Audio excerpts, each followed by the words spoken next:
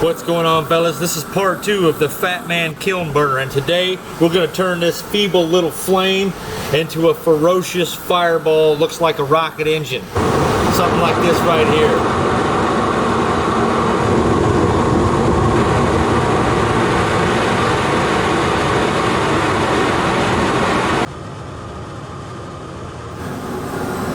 So essentially what's going on here is this burner is pumping air too efficiently.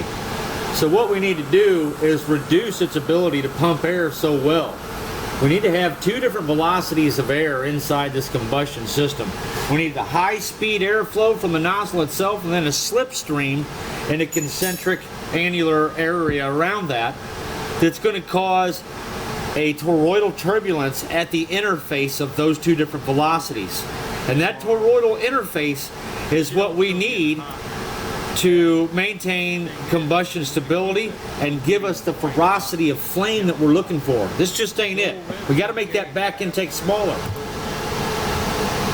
Okay, in this scene here, we are observing the effects of reducing the rear intake port by approximately 40%. And what this has done is allowed a toroidal fireball to move further back in the pre-burner. And that toroidal fireball is caused by the different velocities in the slipstream and the mainstream of air inside this combustion chamber. That causes a rolling burn that keeps the flame inside the burner like a flame holder. And the reason we weren't able to achieve these power outputs before doing this is because the combustion cowling was simply acting kind of like an air horn. It was pumping air too effectively. So we had to reduce the efficiency of this cowling's ability to pump air to increase its efficiency as a combustion chamber. Literally, that's all we did. And the effects are phenomenal. We're definitely headed down the right path here. And I am very glad that I was able to easily solve the problem. So all my customers who are running kilns, things like that, food process, drying equipment in Africa, anything, these are going to be a lot better for high velocity flame requirements.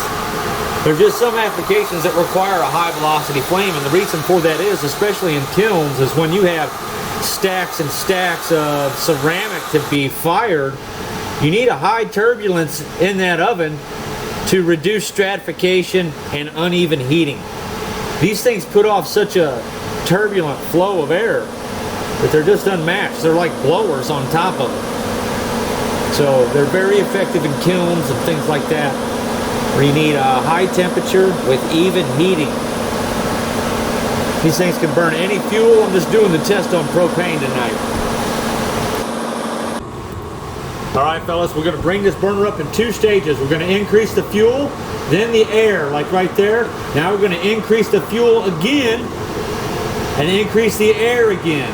Now that should give you an idea of how much power is actually in this tiny little flame. Don't let it deceive you.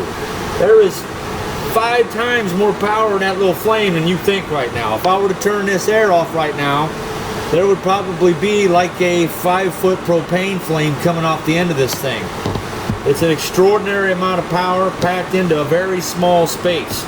And we were not able to do this with that previous configuration because, as I said, we were acting more like an ejector pump than a combustion pre-burner. And that's what we needed. So, years of tinkering around with this stuff paid off today. And I just wanted to show you guys the process.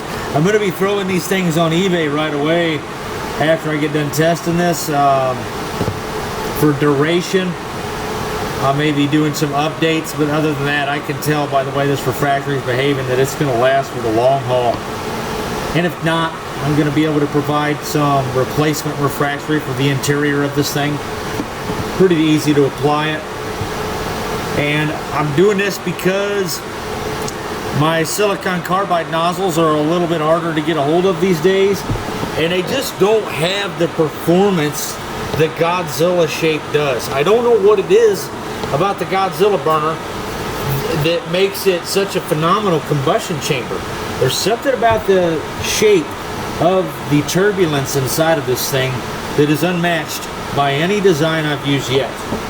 It gets hotter than anything out there. And I mean, look at it. The thing is, it's like a freaking rocket engine.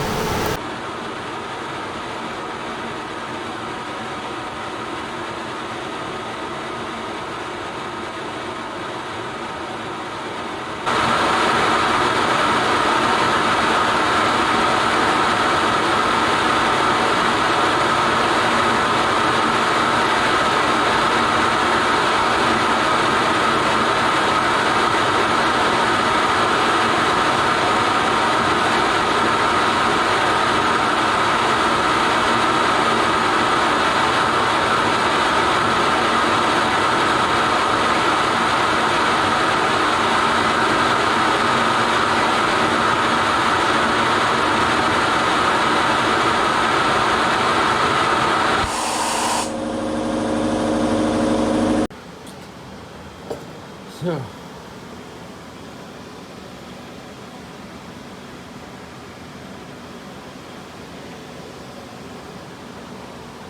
doing quite well for our first test.